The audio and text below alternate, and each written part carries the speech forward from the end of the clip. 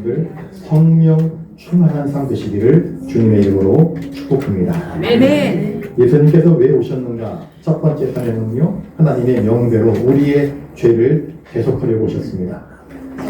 예수님은 대신 죽으러 오셨습니다. 인자가 온 것은 섬김을 받으려 함이 아니라 도리어 섬기려 하고, 자기 목숨, 예수님의 목숨입니다. 자기 목숨을 많은 사람의 대속물로 주려 합니다. 죽으러 왔다, 주님께서 그렇게 말씀하셨습니다. 이게 주님의 오신 첫 번째 사명입니다. 두 번째는 뭐냐면요, 주님은 가시면서도 뭔가를 남겨놓으시네요. 그게 뭔가, 내가 약속대로 너희들에게 성령을 보내주겠다. 그렇게 주님 말씀하셨습니다. 주님은 그 임무 완수하시고요, 하늘나라 올라가셨습니다. 이제는 이 주의 복음을 누군가 전해야 될 텐데, 누가 복음을 증거하는가? 예수님과 함께 동거동락했던 제자들, 예수를 믿게 된 자들이 이제는 주의 복음을 증거하는 일들을 감당해야 했습니다. 그런데 사도들은요, 겁쟁이입니다. 예수님께서 붙잡혀 끌려갈 때에 겁이 나가지고 옥매야 그러면서 다 꽁지가 빠지게 도망치지 않았습니까? 숨어버리지 않았습니까? 말로는 호랑이 못 이기겠습니까? 말로는 골리앗 못 이기겠습니까? 그런데 실제 내 삶 속에서 골리앗이 나타나고 실제 내 삶 속에서 호랑이가 나타나면 누가 감히 싸울 수 있습니까? 말과 현실은 다른 거 아니겠습니까? 베드로가 호언장담했다가 자기에게 어려움이 닥치니까 예수를 모른다고 너무나 쉽게 부인하고 배신하는 모습을 보이지 않습니까? 그런 제자들이었는데 주님은 이 제자들, 이 연약하고 부족하고 겁많고 힘없고 두려움에 가득 찬 제자들이 복음을 증거해야 할 사명을 감당해야 됐습니다. 주님은 또 제자들에게 약속하셨습니다. 내가 너희와 항상 함께하겠다. 주님은 그 약속을 이루셔야만 했습니다. 어떻게? 하늘나라 가셔서 약속하신 대로 성령을 보내주심으로 말미암아 그런 방식으로 각 사람과 주님은 동행하시는 방법을 택하신 것입니다. 자, 성령님께서 언제 어디에 임하셨는가? 우리 1절을 같이 한번 읽어볼까요? 1절입니다. 시작.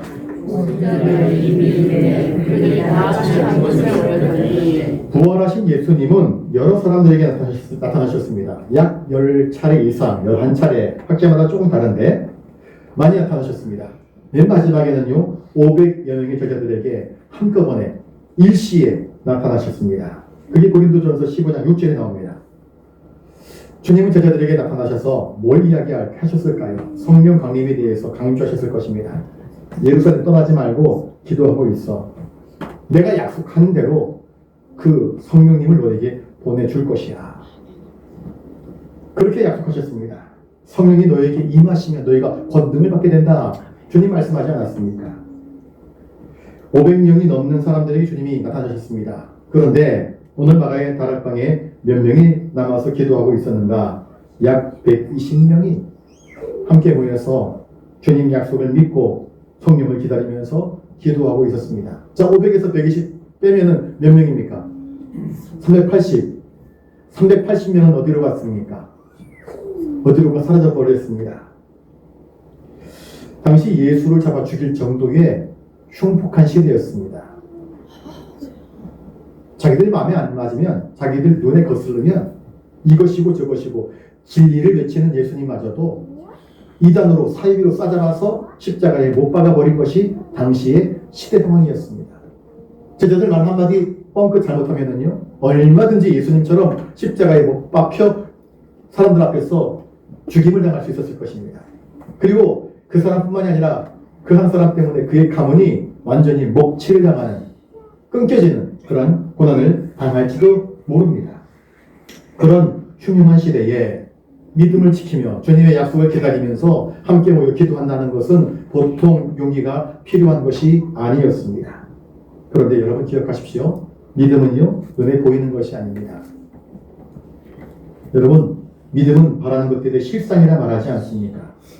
믿음은 이것입니다. 주님이 나에게 하신 언약, 약속에 말씀하지 않았습니까? 내가 반드시 너희에게 성령을 보내리라. 그러면 그 약속의 말씀을 믿고 주님이 지시하시는 대로 떠나지 말고, 예루살렘을 떠나지 말고 함께 모여 기도하라 그랬으니까 함께 모여 기도해야 됩니다. 그때에 주님께서 약속하신 성령의 충만함이 임하는 것입니다. 120명이 모였습니다. 그들은 뭘 하기 위해서 모였는가? 기도하기 위해서 모였습니다. 주님의 약속을 붙잡고 기도하기 시작합니다. 마음을 같이 하여서 오직 기도하기에만 힘을 씁니다. 주님은 우리가 기도하고 구하면 하나님께서 성령을 주신다고 분명히 약속하여 주셨습니다. 문제가 뭐냐? 많은 사람들이 그 380명처럼 많은 사람들이 주님의 약속의 말씀을 믿지 못하고 에이 주님 가버리시면 우리가 기도한다고 그게 언제 올지도 모르는데 언제까지 기다리고 또 기도하고 있어야 될까? 그러나 주님의 약속은 분명합니다. 성령을 받기 위해서 함께 모여 기도해야 된다. 더욱 뜨겁게 더욱 간절히 기도해야 하는 것입니다. 잠언 8장 17절에 이렇게 말씀하고 있습니다. 나를 사랑하는 자들이 나의 사랑을 입으며 나를 간절히 찾는 자가 나를 만날 것이니라. 그렇습니다. 하나님 앞에 엎드려 하나님을 사랑함으로 하나님을 높일 때에 하나님께서 우리를 그의 사랑으로 덮어주십니다. 옮겨주십니다. 우리가 하나님을 간절히 찾고 또 찾고 또 찾고 부르짖으면 하나님은 우리에게 반드시 응답하여 주십니다. 나를 만날 것이라 말씀하여 주셨습니다. 그 약속이 이루어질 것입니다. 자, 실제로 이루어집니다. 2절을 같이 한번 읽어봅니다. 2절입니다. 시작. 호련히 하늘로부터 급하고 강한 바람 같은 소리가 있어 그들이 앉은 온 집에 가득하며 이 호련히라는 말은요 갑자기입니다. 전혀 예상하지도 못했던 그 시기에 하늘로부터 급하고 강한 바람 같은 소리가 그들이 앉아있던 온 집 안에 가득합니다. 자, 성령님이 임하시는데 강한 바람 같은 소리로 임하십니다. 하나님께서 흙으로 아담을 지으시고 그 코에 생기를 불어넣으셨습니다. 그 바람과 여기 이 바람 같은 바람입니다. 바람은 눈에 보입니까? 안 보입니까? 저는 보이는데요. 나뭇가지가 흔들리는 걸 보면 바람이 부는구나. 이쁜 아가씨가 지나가는데 머리카락이 찰랑찰랑거리면 바람이 부는구나. 치마가 살랑살랑거리면 바람이 부는구나. 꽃들이 바람 따라서 좌우로 흔들거리면 아이고 저것도 바람 따라 춤추는구나. 실제로 바람은 보이지 않습니다. 근데 바람이 지나가면 흔적들이 남지 않습니까? 이 바람은요 회오리 바람이 아니었습니다. 토네이도, 미국에 토네이도가 불지 않습니까? 토네이도가 불면 집들을 끌어가 당겨버리고 자동차도 싣고 올라가 버리고 사람도 막 넘어지게 만들어 버리지 않습니까? 그런데 그런 바람이 아니었습니다. 집안 가득 급하고 강한 바람 소리 같은 게 임하였는데 사람은 전혀 상하지 않습니다. 희한하지요? 건물도 전혀 상하지 않습니다. 여러분, 성령의 바람은요 사람을 해치지 않습니다. 성령의 바람은요 사람을 살립니다. 열흘쯤 기도하고 있으니까 기도가 쉬고 가지 않겠습니까? 목도 쉬고 지치고 피곤하고 힘들어. 여러분, 기도 열흘 하는 거 쉽지 않습니다. 1시간도 힘듭니다. 무릎 꿇고 1시간 기도해보십시오. 쉽지 않습니다. 온 뼈마디가 욱신욱신거리고 또 목도 아프고 어깨도 아프고 허리도 아프고 손목도 아프고 발도 아프고 그렇습니다. 그러니 함께 모여서 기도할 때에 그 어디서도 통치하지 못하는 성령의 강하고 급한 바람 소리가 각 사람 가운데에 임하게 되었습니다. 날려버리는 것이 아니라 그 사람들에게 성령의 생기를 공급하는, 흙이었던 아담에게 생기를 공급함으로 말미암아 생명이 된 것처럼 메말라 있던 그들에게 하나님께서 교회라는 공동체 가운데 하나님의 생기를 불어넣어 주셔서 하나님의 공동체로서 주님의 몸된 교회로서의 공동체가 완성되는 그런 놀라운 은혜를 허락하여 주신 것입니다. 그 생기, 하나님의 호흡, 하나님의 숨결은요 성도들의 마음 가운데에 주님께서 하셨던 모든 말씀들을 또렷하게 생각나게 하십니다. 각성되게 하십니다. 힘을 얻게 하십니다. 용기 내게 합니다. 베드로 어떤 사람입니까? 겁쟁이 아니었겠습니까? 두려워하는 자 아니었습니까? 지금도 사실은 로마 사람들이 두렵고 지금도 사실은 종교 지도자들이 두려웠습니다. 그런데 이제 달라집니다. 성령의 충만함을 입고 나니까 용기 백배합니다. 두려울 것이 없습니다. 왜 다윗이 골리앗 앞에 나가서 싸울 수 있었는지를 비로소 깨닫습니다. 아하, 하나님 살아계시군요. 역사하시는군요. 우리와 함께 하시는군요. 하나님이 나의 등 뒤에서 내 곁에서 나와 함께 계심을 확신하는 순간 더 이상 세상 그 어떤 것들도, 로마의 칼도 로마의 창도, 사슬퍼런 사람들도 하나도 두렵지 않습니다. 하나님만이 내가 경유해야 할 온전한 하나님이심을 깨달아 알게 되었던 것입니다. 이 성령의 바람은요, 강하고 급한 바람 소리 같은 것이었는데 또한 그 영혼을 어루만지는데 성령님이 임하니까 눈물이 나오기 시작합니다. 말할 수 없는 감동으로. 여러분, 눈물을 흘리면서 웃는 사람 본 적 있습니까? 막 우는데요. 우는데 웃는 얼굴입니다. 너무 기쁘니까 눈물이 나옵니다. 너무 좋으니까 눈물이 나오는데 할렐루야 하면서 하나님께 감사드리는데 눈물도 나오고 미소도 나오고 웃음도 나오고 아멘 아멘 나오고 할렐루야 터져 나오고 이런 일들이 벌어지게 되었습니다. 함께 모여 있었던 120여 명의 성도들에게. 또 3절을 같이 한번 읽어봅니다. 3절입니다. 시작.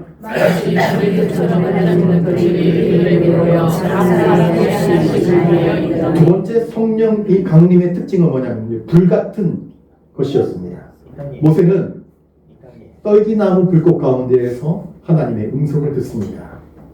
하나님은 불과 같은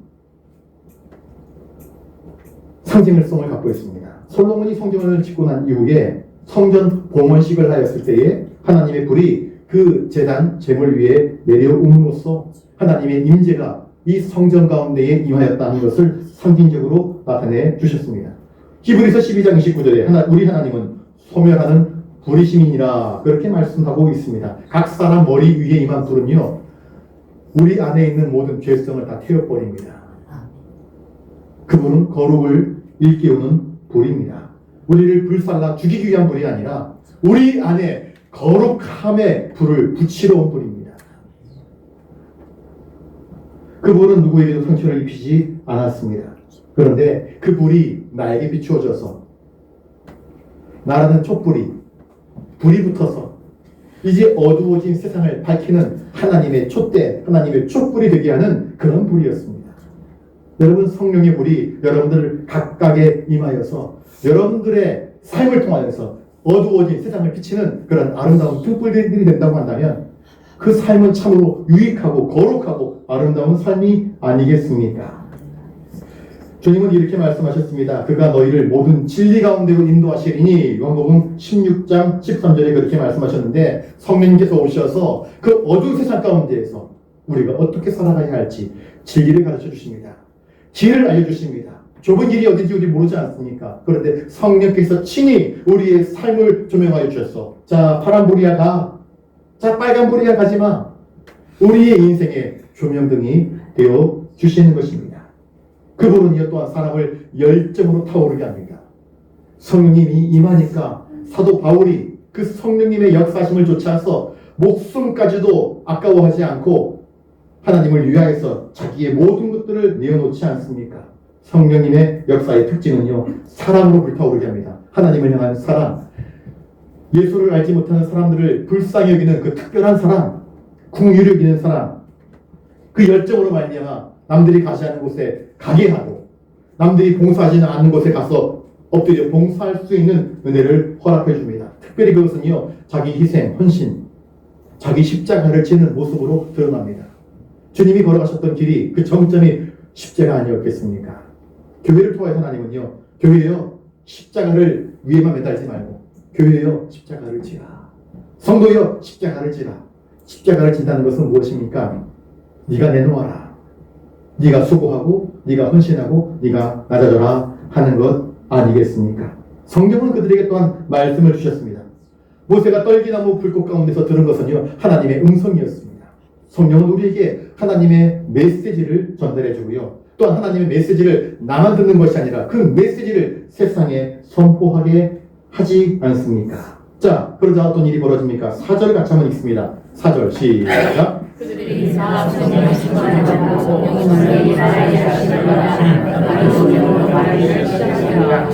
성령을 받은 자들, 성령님의 충만함을 입은 사람들, 그 사람들이 성령이 말하게 하심을 따라서 다른 언어들로 말하기 시작합니다. 여기서 다른 언어는 방언이라고 우리가 흔히 알고 있는데요. 이 방언은요, 랄랄라 방언이 아닙니다.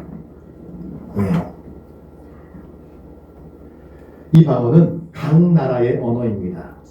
뒤에 보시면 여러 나라에서 흩어져 있었던 유대인들이 또 유대교로 종교를 전향한 사람들이 많은 사람들이 예루살렘으로 오순절 절기를 지키기 위해서 모였습니다. 이렇게 모인 사람들은요 굉장히 헌신된 사람들입니다.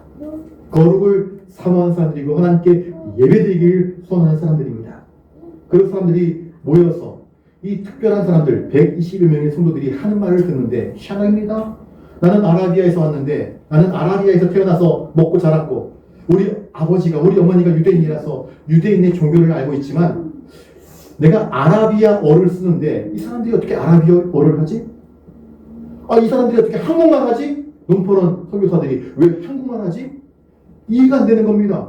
어떻게 저 사람들이 한국말 할 수 있어? 우리랑 같이 살아보지도 않았는데 우리가 볼 때 저 사람들은 갈릴리 사람들인데 입은 것이 그 억양이 갈릴리 사람 아니겠습니까? 부산 사람 서울 가가지고 서울 사람인 척 사투리 안 쓰면서 하는데요. 그 억양에서 다 티가 납니다. 아무리 요자 붙이고요. 아무리 얼굴 막 어깨에 찍어 발라도요. 티가 납니다. 경서도 사람 티가 딱 나요. 그런데 왜 말합니다. 이 사람들 7절에 한번 볼까요? 7절입니다. 7절. 자, 시작.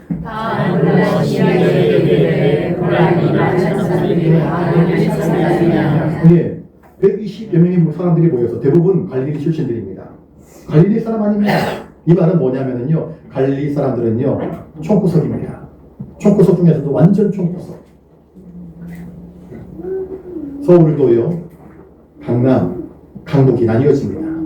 강남 사람들은 강북 사람 무시합니다. 강북에서 조금 못 사는 사람들은요. 변두리로 빠집니다. 창동, 더 변두리 나가면 의정부로 빠집니다. 의정부 좀 가면 지금은 뭐 의정부가 의리의리해졌지만 제가 서울에 있을 때만 하더라도요. 의정부는 변두리였습니다. 그런데 의정부에서 더 빠져나가면 양주에서 더 빠져나가면은요. 동두천이 나옵니다. 제가 동두천에서 전임 전도사 목사 안수 받았던 그런 기억이 있습니다. 여러분 동두천은요. 양공주가 유명한 동네입니다. 미군 부대 그리고 몸 파는 아가씨들 그렇게 생계를 벌어먹고 사는 사람들 거기 학생들 공부하지 않습니다. 너 꿈이 뭐냐? 돈 버는 거야. 꿈이 없었습니다. 어쩌다 학교에서 인서울 하면은요. 학교 전체에서 한 3명, 4명이 인서울대학 들어갑니다. 전문대 들어가지 못하는 친구들이 대다수였었습니다. 그렇게 무시당하는 곳이었습니다. 갈릴리 역시 마찬가지입니다. 사람들이 인정하지 않는 곳이었습니다.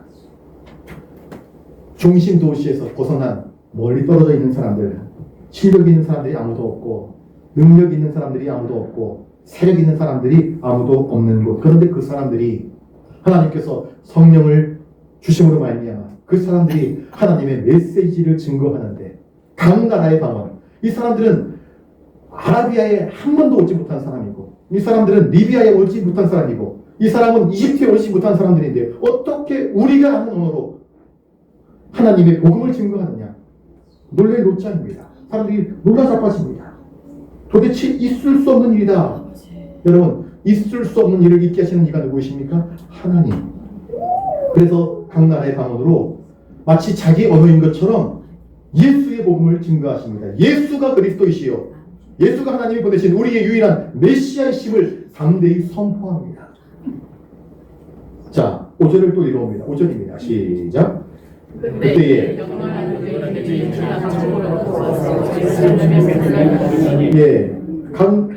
경건한 유대인들이 천하 각국으로부터 온 이유는 이것입니다. 오순절 절기를 지키기 위해서입니다. 77절, 맥추절. 이 오순절에요. 모세가 시내산 광야에서 시내산에 올라가서 하나님으로부터 두 돌판, 곧 율법을 받은 절기입니다. 신약시대에 와서 이 오순절은요. 하나님께서 모세는 하나님과 단독적으로 해서 하나님께서 친수, 하나님이 친히 써주신 두 돌판 받고 왔잖아요. 이제 하나님은요. 우리의 마음 가운데 돌판이 아니라 우리의 신비 가운데 성령님을 보내주셔가지고 우리의 가슴을 울리면서 너 그렇게 살면 안 돼. 말씀대로 살아야지. 성령님이 임하게 하심으로 말미암아 모세만 하나님과 단독적으로 만나는 것이 아니라 우리 각 사람 가운데 임재하게 하셨어. 하나님의 진리를 따라서 살아가도록 그렇게 역사하십니다. 자, 11절 12절을 또 읽어봅니다. 11절 12절입니다. 시작.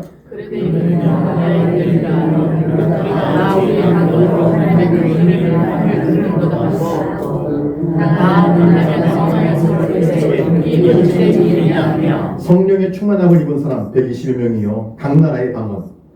그때는 지금처럼 나라가 많지 않았겠지요. 근데 각 지역 언어들로 하나님 메시지를 선포하는데 사람들이 일제히 이야기하는데 자기 언어로 다 들리기 시작하는 것입니다. 그래서 놀랍니다. 성령님은요, 불의 언어를 가지고 있습니다. 성령님 자체가 불꽃처럼 각 사람 가운데 임하지 않았습니까? 성령은 불의 언어입니다. 하나님의 메시지는요, 그들의 죄를 조목조목 지적합니다. 너희가 예수 그리스도를 십자가에 못 박아 죽였는데 그 예수가 하나님의 아들이요 우리의 죄를 계속하신 유일한 구원자이심을 선포하고 증거하고 전했더니 여기저기서 으끄거리면서 쓰러지는 소리가 납니다. 하나님의 메시지가 불처럼 각 사람 가운데 쏘아지니까 마치 불한 하늘 맞은 것처럼 으끄거리면서 내가 죄인인 것을 깨닫기 시작한 것입니다. 내가 죄인이구나.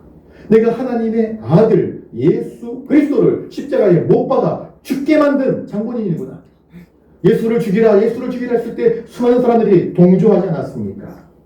자기들의 죄를 분명하게 깨닫게 되었던 것입니다.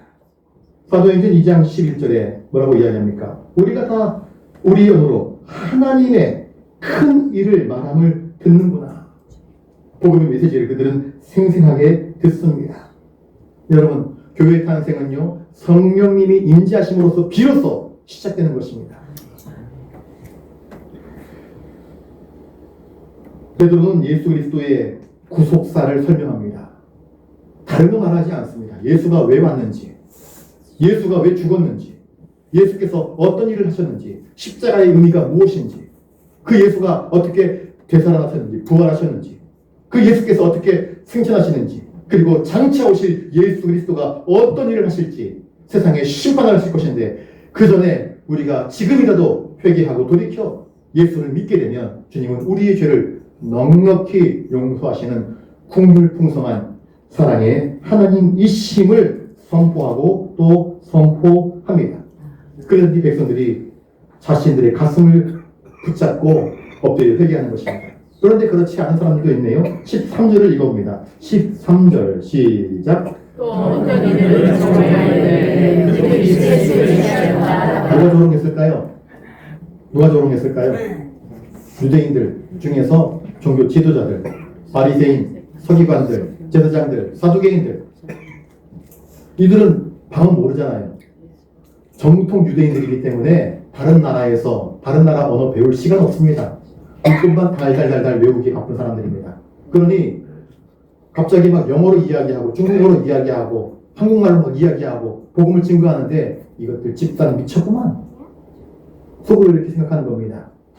이것들 새술을 먹고 취해도 단단히 취했구만. 그렇게 해석을 해버리는 것입니다. 여러분, 그렇습니다. 성령 충만함을 입은 사람들은요, 진리를 말합니다. 그리고 성령 충만함으로 진리를 말하는 사람들의 말을 들은 진실한 사람들은요, 자기들의 죄를 깨닫고 엎드려 회개합니다.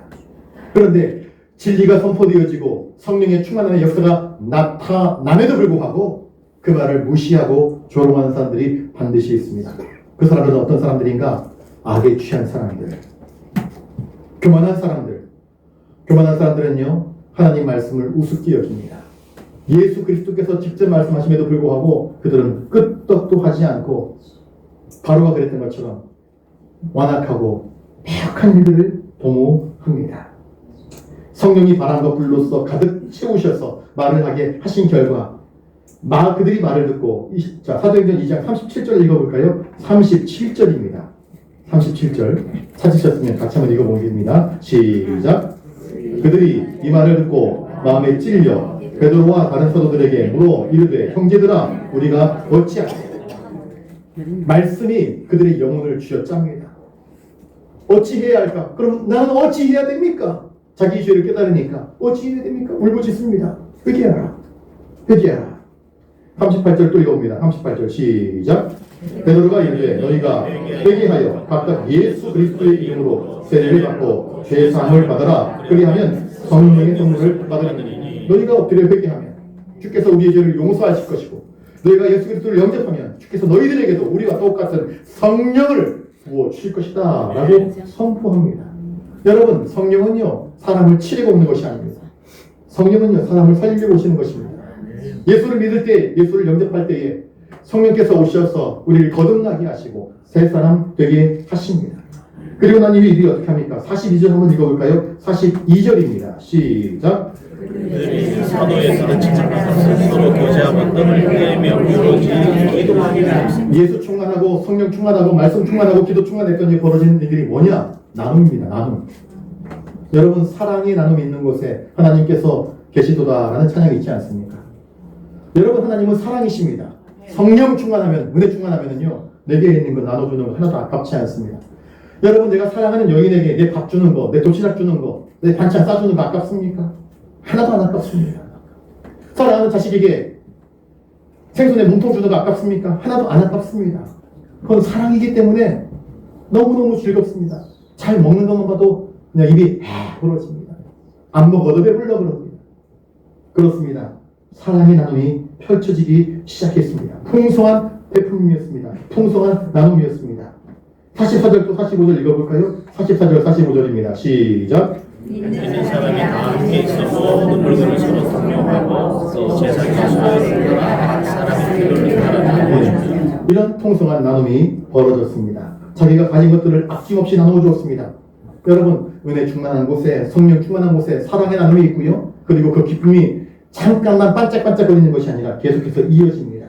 46절에 보시면 날마다 마음을 같이하여 성전에 모이기를 힘쓰고 집에서 떡을 떼며 기쁨과 순전한 마음으로 음식을 먹고 47절에는 하나님을 찬미하며 온 백성에게 칭송을 받으니 주께서 구원받는 사람을 날마다 더하게 하시니라. 이게 성령 충만함을 경험한 초대교회의 놀라운 특징입니다.